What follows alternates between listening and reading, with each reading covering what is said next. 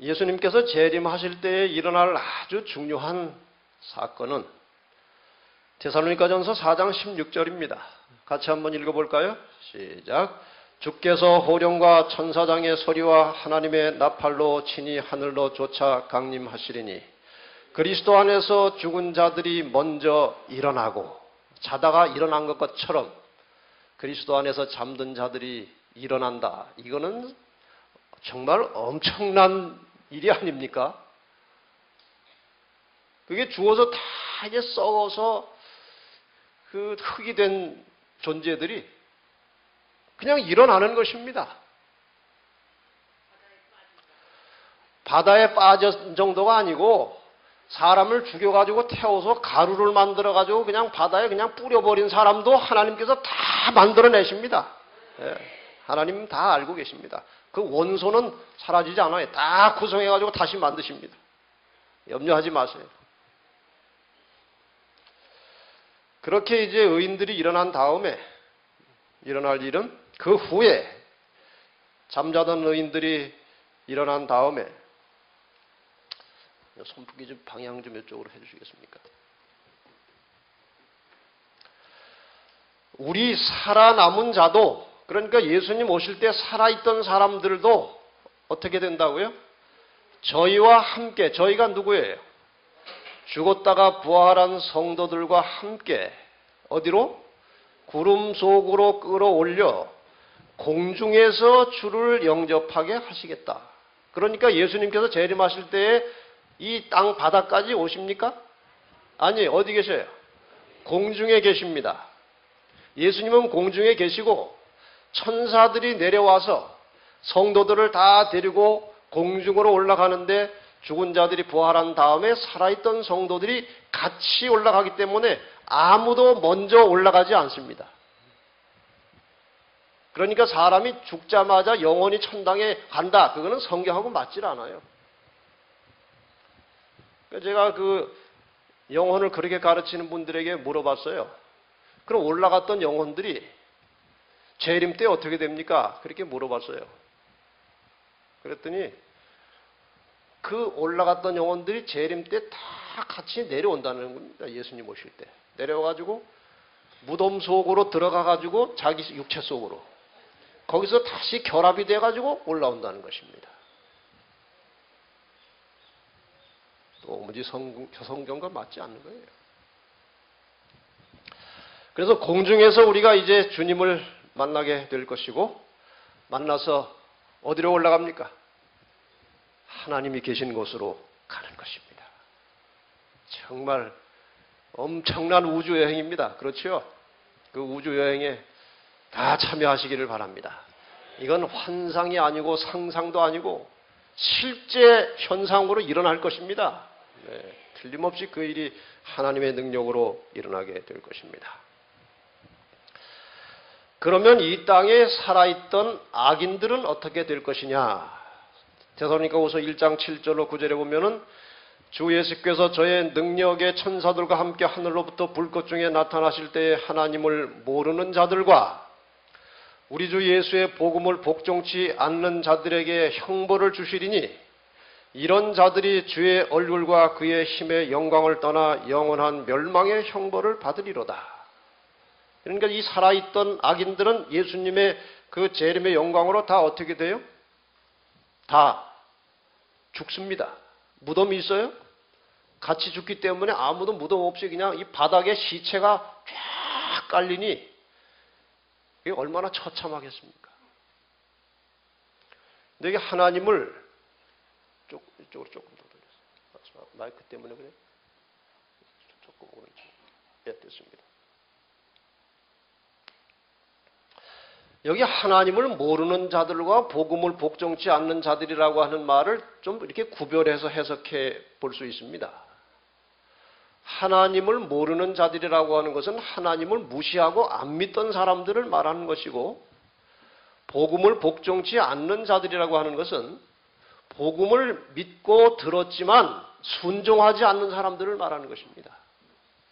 그래서 그런 두 부류의 사람들이 다 멸망을 받게 될 것이다 그랬습니다. 그러니까 의인들은 다 하늘로 갔고 악인들은 다 죽었고 누구만 남았습니까? 사탄만 남았습니다. 사탄만 이 땅에 홀로 남습니다. 계시록 20장 1절로 3절에 보면 또 내가 보매 천사가 무저갱 열쇠와 큰 쇠사슬을 그 손에 가지고 하늘로서 내려와서 용을 잡으니 곧 옛 뱀이요 마귀요 사단이라. 이 말씀을 좀 오해하는 분들이 있어요. 이걸 문자 그대로 봐가지고 천사가 와가지고 이 사탄을 쇠사슬로 막 이렇게 묶어가지고 저 끝이 거의 안 보이는 깊은 구덩이에다가 던져 넣는 것처럼 느낍니다. 이 문자 그대로 보면 그렇습니다. 그러나 이것은 하나의 상징적인 용어지요. 사단이 쇠사슬에 묶여서 이렇게 있을 존재가 아니에요. 그렇지 않습니까? 여러분, 귀신이 들려도 사탄의 영이 들어와서 이렇게 작용을 해도 그 힘이 엄청나가지고 그 묶어놔도 막 다 풀어버립니다. 그런데 사단이 쇠사슬에 묶여 있을 존재가 아니에요. 이것은 의인들은 다 하늘에 가고 악인들은 다 죽었고 사탄은 아무 할 일이 없이 홀로 남아있기 때문에 이것이 갇힌 상태와 똑같은 것입니다. 다른 우주에도 못 가지요. 지구에 둘러봐야 아무도 상대할 대상도 없지요. 그러니까 이것 자체가 무저갱이고 갇힌 상태예요. 이러한 상태를 말하는 것입니다. 1000년 동안 결박하여 무저갱에 던져 잠그고 그 위에 인봉하여 1000년이 차도록 다시는 만국을 미혹하지 못하게 하였다가 그 후에는 그 후가 얼마 후입니까? 1000년이 끝난 다음에는 반드시 얼마 동안 잠깐 놓이겠다는 말은 잠깐 할 일이 생기겠다 그 말이에요. 얼마 후에? 1000년 후에. 자, 그러면은 이제 잠깐 복습을 해보십시다. 재림 때 일어날 일은 죽은 의인들이 부활하고 살아있던 의인들이 부활한 의인과 함께 승천하고 악인들은 멸망하고 사탄은 결박되어 있는 상태가 재림 때에 일어날 일입니다. 그 다음에 1000년이 이제 시작된다고 그랬습니다. 1000년기가. 자, 그러면은 1000년 동안 무슨 일이 일어날 것이냐. 1000년 동안 이 땅에서는 사단 혼자 갇혀 있는데 하늘에서 무슨 일이 일어나고 있겠느냐 그 말이죠. 이 성경은 아주 꽤 상세하게 설명을 하고 있습니다. 계시록 20장 4절로 6절 또 내가 보좌들을 보니 거기 앉은 자들이 있어 심판하는 권세를 받았더라. 또 내가 보니 예수의 증거와 하나님의 말씀을 인하여 목배임을 받은 자의 영혼들과 이 사람들은 죽었다가 부활한 성도들을 가리키는 것이고 또 짐승과 그의 우상에게 경배하지도 아니하고 이마와 손에 그의 표를 받지도 아니한 자들 이것은 마지막 때까지 선하게 싸움을 싸우다가 승리하고 살아서 구원받은 사람들입니다. 살아서 그리스도로 더불어 1000년 동안 왕노릇하니 이는 첫째 부활이라. 여기 첫째 부활이라고 하는 말이 나오는 걸 보니까 둘째 부활도 있다는 것을 암시하는 것입니다. 그렇죠? 어쨌든 구원받은 성도들은 하늘에서 그리스도와 더불어 심판하는 권세를 받았다고 하기도 하고 왕노릇한다고 하기도 합니다. 우리가 하늘에 가서 할 일에 대해서 우리가 증언의 말씀들을 보면은 다른 별 우주 세계를 여행하는 일도 할 것이고 또 한 가지 아주 중요한 책임은 죽은 악인들을 심리하는 어떤 죄 때문에 왜 죽는지 그 형이 얼마나 될지 그거를 결정하는 일을 성도들이 하겠다 이것입니다. 이 첫째 부활에 참여하는 자들은 복이 있고 거룩하도다. 둘째 사망이 그들을 다스리는 권세가 없고 이 둘째 사망이 나오는 걸 보니까 몇째 사망도 있다는 것입니까? 첫째 사망도 있다는 것입니다. 그래서 첫째 사망, 둘째 사망, 첫째 부활, 둘째 부활은 나중에 다 합쳐서 한꺼번에 정리해 해드리겠습니다. 둘째 사망이 그들을 다스리는 권세가 없고 도리어 그들이 하나님과 그리스도의 제사장이 되어 1000년 동안 그리스도로 더불어 왕노릇하겠다. 심판을 하겠다.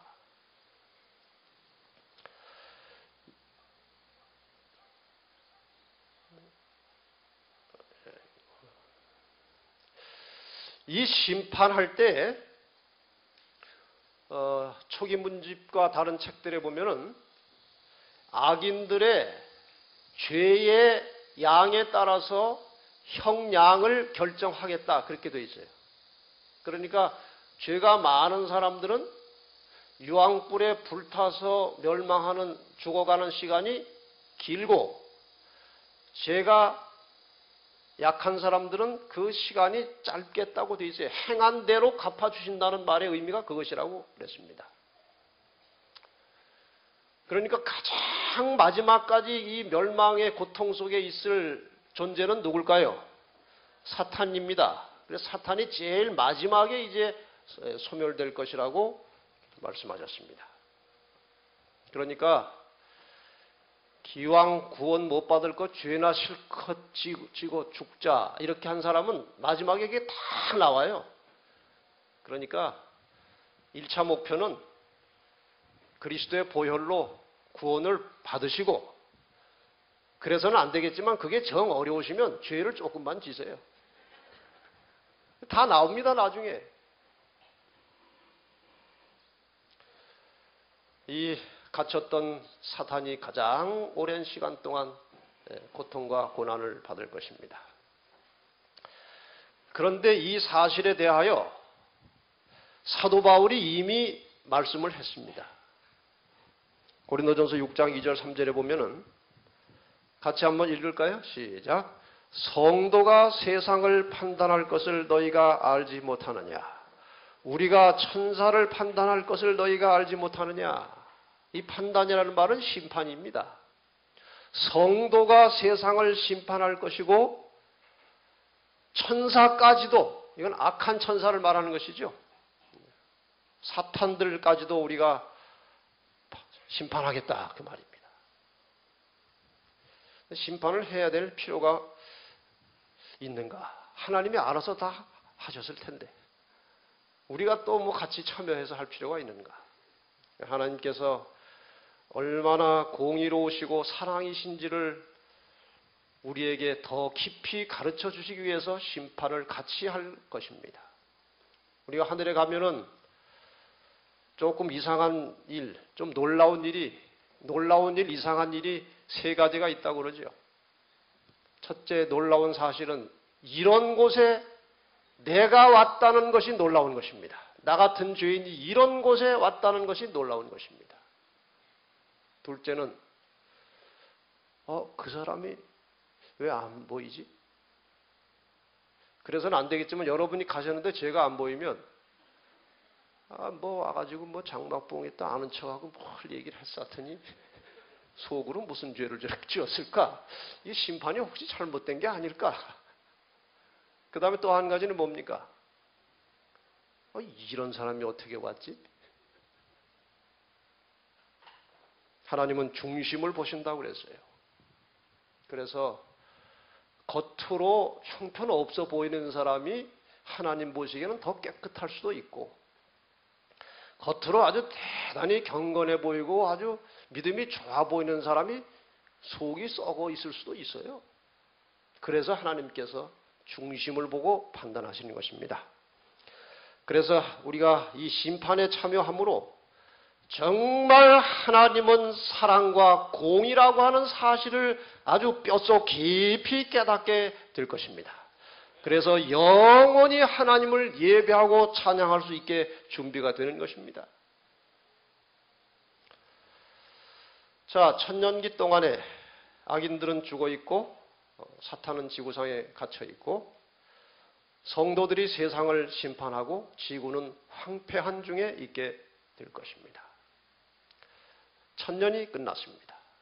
아까 말씀 속에 무슨 말씀이 있었습니까? 천년이 참에 사단이 옥에서 놓여 나왔다고 하는 말은 아무것도 할 일이 없이 혼자 있다가 할 일이 잠깐 생겼다 그 말입니다. 그렇죠? 자, 일단 하늘에서 큰 변화가 일어납니다. 스가랴 14장 4절과 5절에 보면 그날에 그의 발이 예루살렘 앞 곧 동편 감람산에 서실 것이요 감람산은 그 한가운데가 동서로 갈라져 매우 큰 골짜기가 되어서 산 절반은 북으로 절반은 남으로 옮기고 나의 하나님 여호와께서 어떻게 하시겠다고요? 임하시겠다, 내려오시겠다 그 말입니다. 그리고 모든 거룩한 자, 하늘에 있는 모든 백성들이 하나님과 함께 이 땅으로 이사 내려오는 장면이 스가랴 14장 4절과 5절의 예언의 말씀이에요. 구원받은 성도들이 하나님과 함께 천사들께 하나님의 모든 하늘 가족들이 이 땅으로 이제 내려오는 것입니다. 그때는 발이 땅에 닿는 것입니다. 재림 때는 주님이 공중에 계셨지만 천년이 찬 후에 그분이 오실 때는 발이 땅에 닿게 오셔서 모든 하늘의 가족들이 이 땅에 임하는 것입니다. 그때 내려올 것이 또 하나 있는데 계시록 21장 2절입니다. 또 내가 보매 거룩한 성 새 예루살렘이 하나님께로부터 하늘에서 내려오니 그 예비한 것이 신부가 남편을 위하여 단장한 것 같더라. 이 새 예루살렘은 재림 때 내려옵니까? 안 내려옵니까? 안 내려와요. 그거 큰 무거운 것이 내려왔다가 올라갔다 뭐라 하겠습니까? 그건 하늘에 그냥 있고 성도들이 올라가는 것이 확실하니까 분명히 하늘 예루살렘 성은 천년이 끝난 다음에 내려오는 것입니다. 그런데 이 땅에 건설한 하나님의 나라, 하나님의 기업을 차지할 사람들은 어떤 사람들이냐? 시편 37편 11절에 보면 오직 온유한 자는 땅을 차지하며 풍부한 화평으로 즐기리로다. 마태복음 5장 5절에 보면은 온유한 자는 복이 있나니 저희가 땅을 기업으로 받을 것이며 이 온유한 자가 땅을 차지한다는 말이 성경에 나오는 것입니다. 다시 말해서 마지막에 하나님 나라에 함께 살 사람들의 품성의 아주 중요한 특성은 온유한 것입니다. 온유.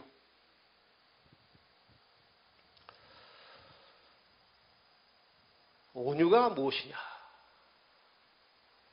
그냥 온유하면은 사람이 괜히 맥이 없고 순하고 착하고 할 말도 제대로 못하고 그런 것처럼 느껴져요. 그렇죠? 그런 사람들끼리 하늘에 모여가지고 뭔 재미가 있겠나? 증언복음 3권 43페이지에 온유가 무엇인지 설명하고 있습니다.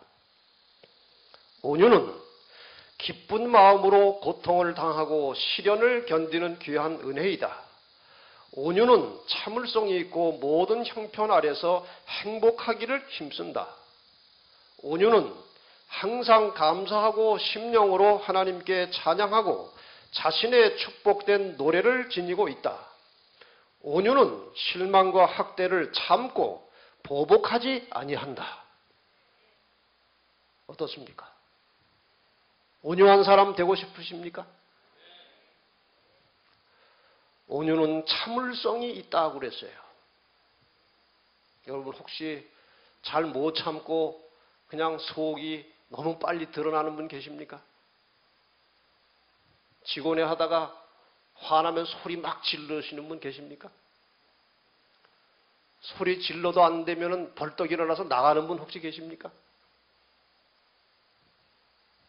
그런 사람은 하늘에 합당치 않는 것입니다. 온유는 참을성이 있고 모든 형편 아래서 항상 감사하고 행복하게 살기 위해서 기도하고 애쓰는 사람들이에요. 온유한 사람은 보복심이 없는 것입니다.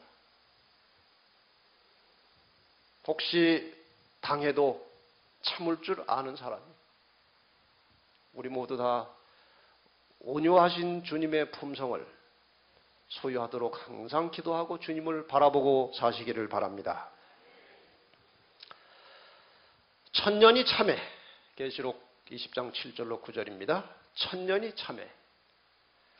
사단이 그 옥에서 놓여 나와서 땅의 사방 백성 곧 곡과 마곡을 미혹하고, 이 어려운 단어가 나왔죠? 곡, 마곡. 이게 무엇입니까? 에스겔 38장 1절로 3절에 보면은 여호와의 말씀이 내게 임하여 가라사대 인자야 너는 마곡 땅에 있는 곡 곧 로스와 메섹과 두발 왕에게로 얼굴을 향하고. 마곡은 지역 이름이에요. 이스라엘 약간 북방에 있는 지역을 이제 마곡이라고 불렀고, 그 지역에서 통치하고 있는 이 부족 저 부족들의 왕들을 곡이라고 불렀어요. 그리고 이들은 늘 이스라엘 백성들을 괴롭히고 대적하는 사람들이었습니다. 그래서 곡과 마곡이라고 하는 것은 하나님을 대적하고 하나님의 백성들을 핍박하고 괴롭히는 모든 사람들을 다 통칭해서 곡과 마곡이라고 부른 것입니다. 사단이 옥에 놓여 나와가지고 사방에 이제 사람들이 있는 거 보니까 살아난 겁니다. 그렇죠? 죽은 악인들이 살아난 것입니다. 천년이 찼을 때 죽은 악인들이 살아난 모습, 그 사람들을 가리켜서 곡과 마곡이라고 하는 것이고, 사단은 지금 죽었다가 살아난 악인들을 지금 미혹해서 싸움을 붙이려고 하는 것입니다. 어떻게 싸우느냐? 그 수가 바다 모래 같으리라. 많은 사람들이 멸망당했죠. 지구 역사 이래로. 저희가 지면에 널리 퍼져 성도들의 진과 사랑하시는 성을 두루매 포위했다는 것입니다. 그러니까 하늘의 모든 가족들과 성이 이 땅에 다 내려와 있고, 좀 더 구체적으로 말하면 성도들은 그 넓은 성벽 위에 올라가 있고, 그 찬란한 휘황찬란한 영광스러운 그 성과 구원받은 성도들을 악인이 다 바라보면서 넋을 잃어버리는 것입니다. 후회에 막심한 것입니다. 그러나 이제 때는 늦었습니다. 아무리 후회해봐야 소용이 없습니다. 이제 드디어 사단의 명령을 받아가지고 이 예루살렘 성과 성도들을 쫙 포위를 하는 거예요. 성을 두루매 포위해서 막 공격을 하려고 하는데, 그 순간에 하늘에서 불이 내려와 저희를 소멸하고. 자, 일단 이 두 부활과 두 사망에 대해서 먼저 잠깐 설명을 하고 또 이어가겠습니다. 이것이 확실해야 이해가 되니까요. 재림할 때에 의인이 부활하죠. 천년이 차고 이 땅에 하늘 가족이 다 내려왔을 때에 악인들이 부활합니다. 이 의인의 부활을 첫째 부활이라고 하고 악인의 부활을 둘째 부활이라고 합니다. 그러니까 우리가 다 기왕에 부활하려면 어디로 가야 되겠습니까? 첫째 부활에 가야 됩니다. 근데 내가 부활해가지고 첫째인지 둘째인지 분간하는 방법이 있어요. 일어났는데 예루살렘 성이 보인다. 그럼 몇째 부활입니까 그게? 거기 둘째 부활이. 그거 보면 큰일 납니다. 부활해가지고 예루살렘 성이 보였다 그러면 아이고 끝났구나 그겁니다.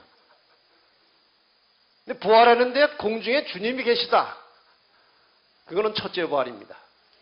여러분, 우리가 혹시 주님 오시기 전에 잠들었을지라도 부활하여 공중에 계신 주님을 보시기를 바랍니다. 요한복음 5장 28절 29절에 두 부활을 말씀하고 있습니다. 이를 기이 여기지 말라. 무덤 속에 있는 자가 다 그의 음성을 들을 때가 오나니 선한 일을 행한 자는 무슨 부활로? 생명의 부활로. 악한 일을 행한 자는 심판의 부활로 나오리라. 그래서 의인의 첫째 부활은 생명의 부활이고 악인의 부활은 둘째 부활은 심판의 부활입니다. 이렇게 두 부활이 있다고 가르치고 있습니다. 첫째 사망은 무엇이냐? 예수님 재림 전에 혹은 예수님 재림할 때에 죽은 모든 죽음이 몇째 부활입니까? 몇째 사망입니까? 첫째 사망입니다. 한 번 죽는 것입니다. 그럼 둘째 사망은 무엇입니까? 부활했던 악인들이 심판을 받고 다시 죽는 것입니다. 그러니까 지금 죽은 죄인들은 아직 미결 상태로 죽어 있는 것입니다. 하늘에서 이제 심판이 다 진행된 다음에 심리가 다 끝난 다음에 이제 형이 확정되면 일으켜 가지고 멸망시키는 것입니다. 이것이 심판입니다. 그러므로 지금 진행되고 있는 1844년부터 지금까지 진행되는 심판은 이미 말씀드린 대로 구원받을 사람을 확정짓는 재림 전 심판입니다. 악인 심판이 아니에요. 악인은 천년기 동안에 심판을 하게 됩니다.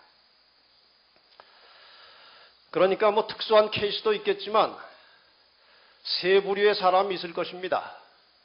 한 번 죽는 사람이 있고 두 번 죽는 사람이 있고 한 번도 안 죽는 사람이 있을 것입니다. 한 번 죽는 사람은 누군가요? 죽은 의인들. 두 번 죽는 사람들은 모든 악인들. 한 번도 안 죽는 사람은 예? 재림할 때 살아있던 사람들인데 지금 우리가 그럴 가능성이 많은 사람들입니다.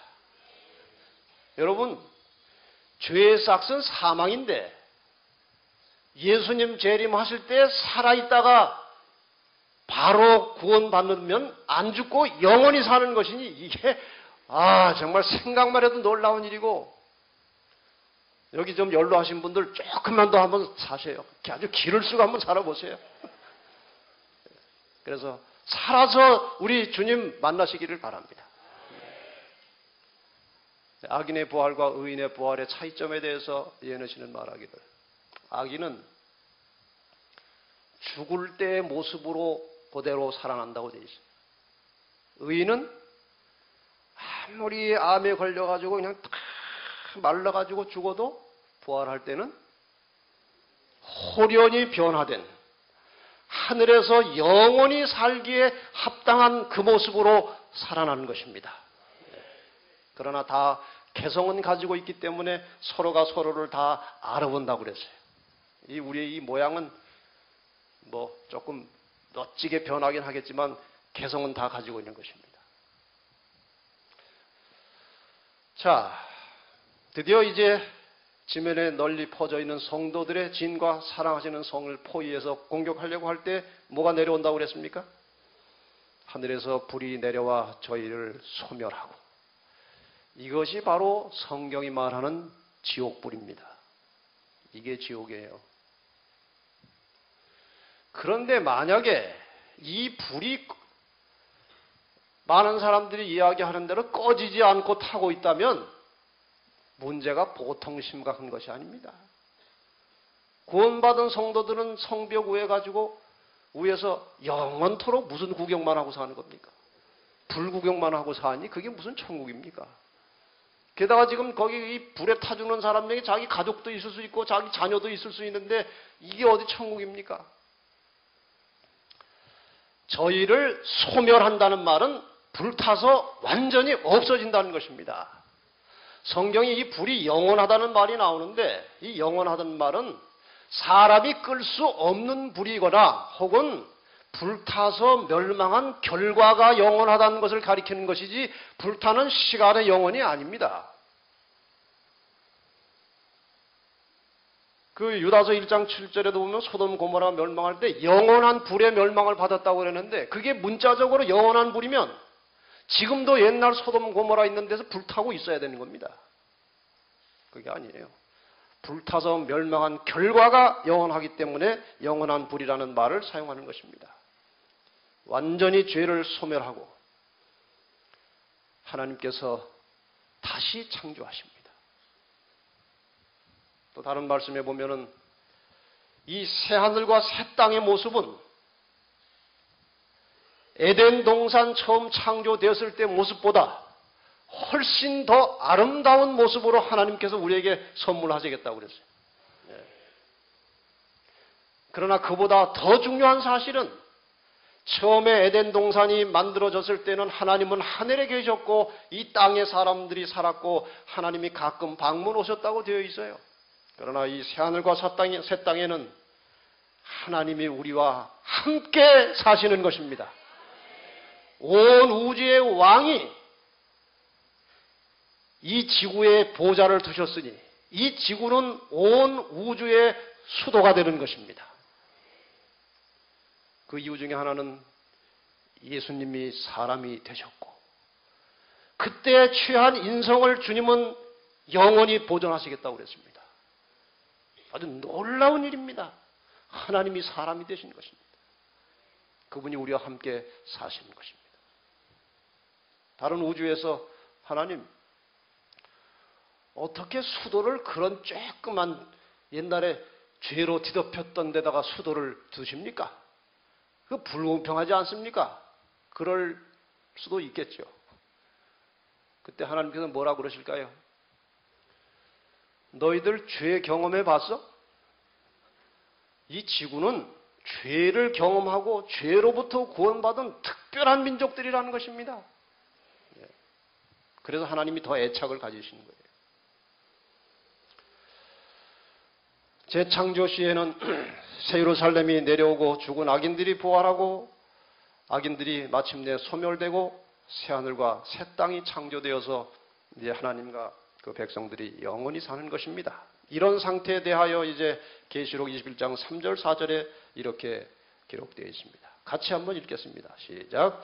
내가 들으니 보좌에서 큰 음성이 나서 가로되 보라 하나님의 장막이 사람들과 함께 있음에 하나님이 저희와 함께 거하시리니 저희는 하나님의 백성이 되고 하나님은 친히 저희와 함께 계셔서 모든 눈물을 그 눈에서 씻기심에 다시 사망이 없고 애통하는 것이나 곡하는 것이나 아픈 것이 다시 있지 아니하리니 처음 것들이 다 지나갔음이로라. 이 아름다운 세계에서 한번 만나가지고 2010년 동중한 장막봉의 얘기도 좀 하고 그곳에서 우리 즐거운 시간을 좀 가져야 되지 않겠습니까? 이렇게 변화된 것입니다. 인간이 범죄한 후에 하나님께서 에덴 동산으로부터 아담과 하와를 내보내셨습니다. 불행이 시작된 것입니다. 이제 하나님께서 만물을 회복하신 다음에 계시록 21장 5절은 보라 내가 만물을 새롭게 하노라. 이렇게 바뀐 것입니다. 지금까지 창세기부터 쭉 우리가 공부를 해서 이제 끝났습니다. 정리를 하자면 창세기 3장 15절 말씀대로 여자와 여자의 후손과 용이 싸우는 것입니다. 역사는 그런 것입니다. 여자는 구약의 이스라엘이고 신약의 교회입니다. 이 여자를 공격합니다. 여자의 후손이 탄생하지 못하도록 애굽으로, 아수르로, 바벨론으로, 페르시아로, 헬라로, 로마 제국으로, 열국으로 분열됐다가 다시 로마 교회로, 그리고 상처를 입었다가 다시 살아나서 남은 자손을 공격할 것입니다. 아이는 어떻게 됩니까? 어떻게 됐습니까? 2000년 전에 오셔서 대속의 죽음, 십자가의 죽음을 당하셨고 재림하실 것입니다. 곧. 그러면 천년기가 있을 것이고 땅은 황폐되어 있을 것이고 주님이 다시 내려오시면 새로운 세상이 되는 것입니다. 이것이 인류의 역사입니다. 틀림없이 앞으로 역사도 이렇게 될 것입니다. 믿으십니까? 네. 이것을 더 간단하게 말하면 역사는 돌아서 간다는 것입니다. 창조, 영원히 살도록 시작된 창조지만 인간이 범죄함으로 헛바퀴를 돌게 되었습니다. 지금 우리는 헛바퀴를 한 바퀴 도는 중입니다.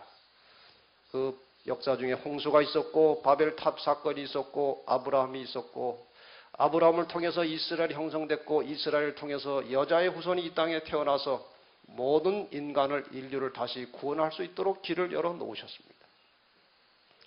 이후에 기독교에 대한 박해가 있었고 교회가 세속화되었고 종교암흑시대가 있었고 종교개혁이 일어났고 결과적으로 미국의 거대한 개신교가 출발했는데 그 여파로 미국 땅에서 남은 교회가 탄생하게 되었고 남은 교회를 말살시키기 위해서 교황의 권세가 다시 살아나서 최후의 선악의 싸움을 싸우게 될 것이고 주님이 오심으로 이 세상은 다시 회복되어서 영원히 가는 것입니다. 한마디로 하면 지구 역사의 동그라미는 회복하는 것이고 이 역사 속에 살아가는 인간의 인생도 회복의 인생을 사는 것입니다. 현재 재림 이 사이에 징검다리가 있는데 이것이 안식일입니다. 안식일을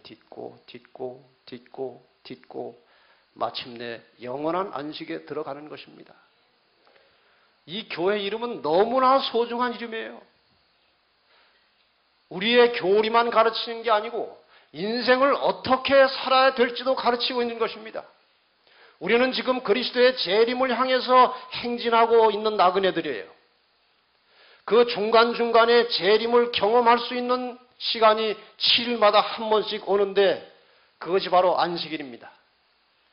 안식일 시간에 들어갈 때는 모든 죄를 깨끗하게 씻고 모든 인간 사이의 불화한 관계를 청산하고 정결하고 화평한 모습으로 하나님과 화목한 상태로 안식일에 들어가는 것입니다.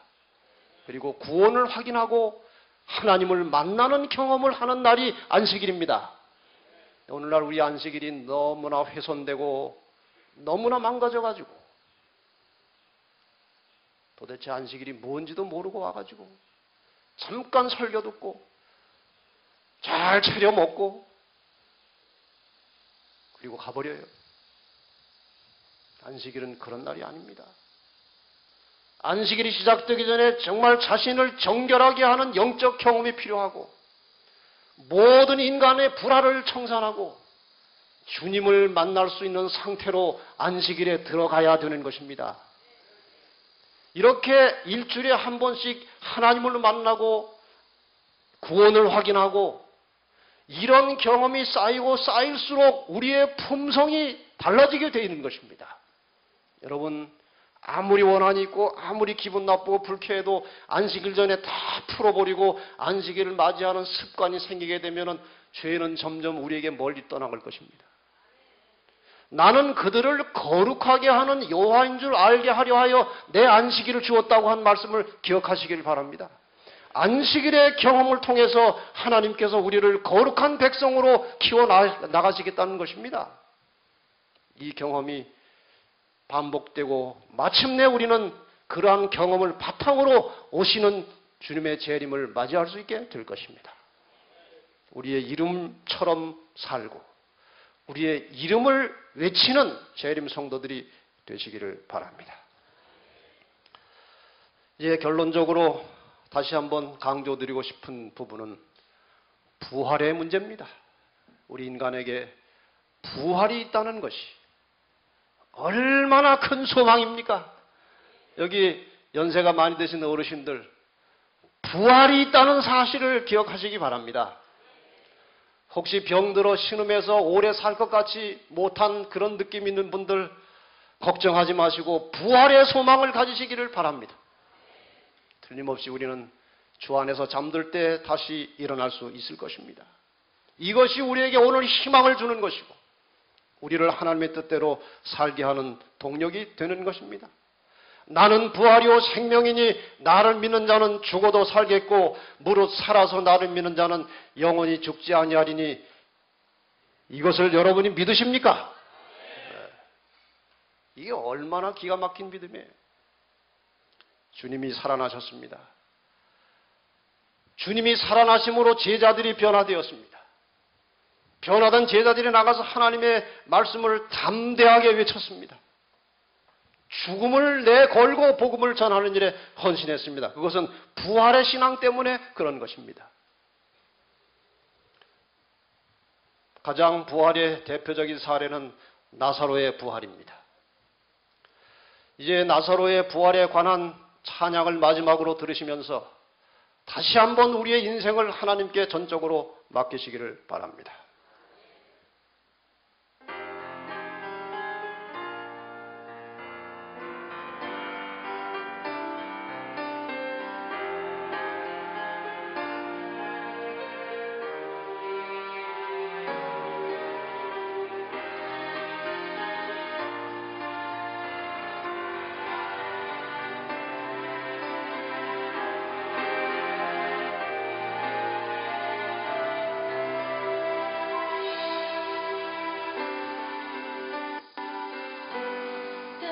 Came to Jesus,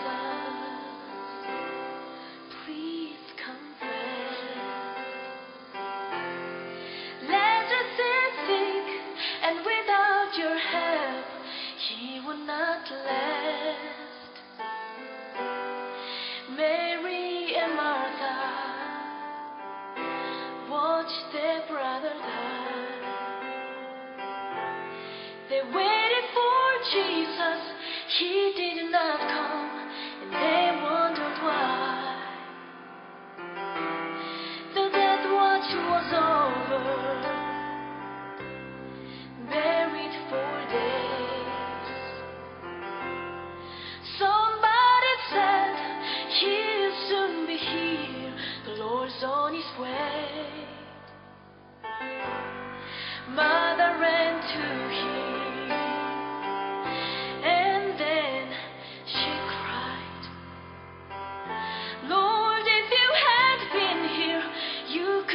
Heal him, still be alive.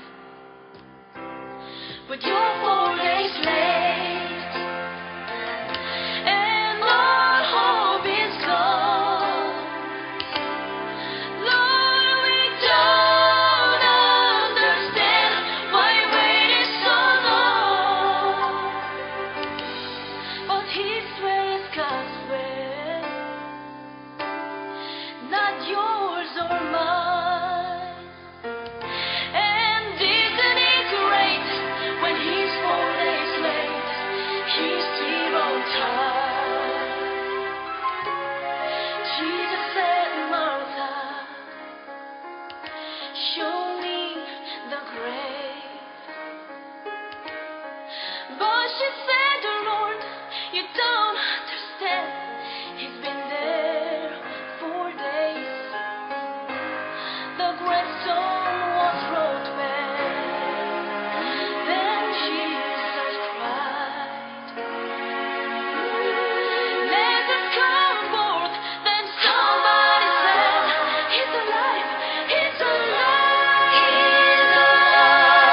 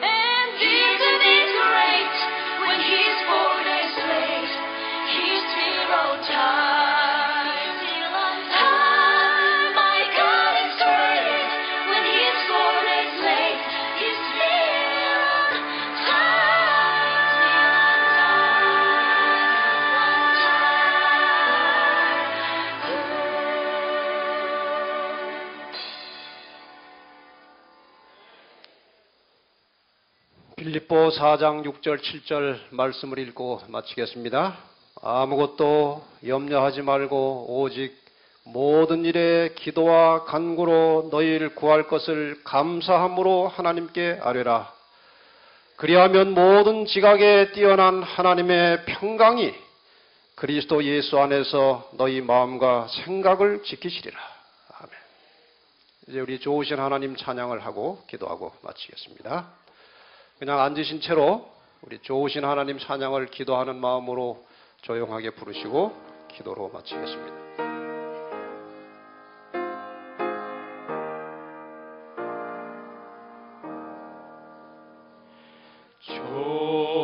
좋으신 하나님, 좋으신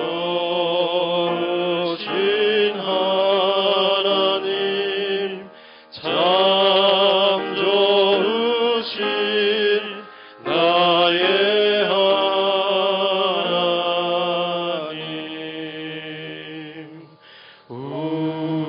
우리의 기도를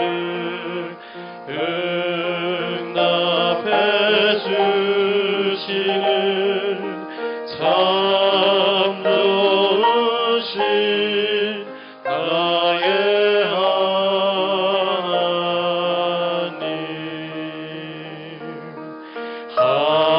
한없는 축복을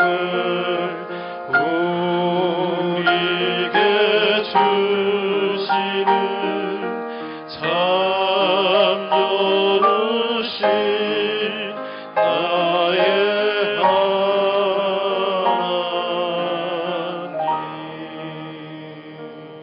기도하시겠습니다.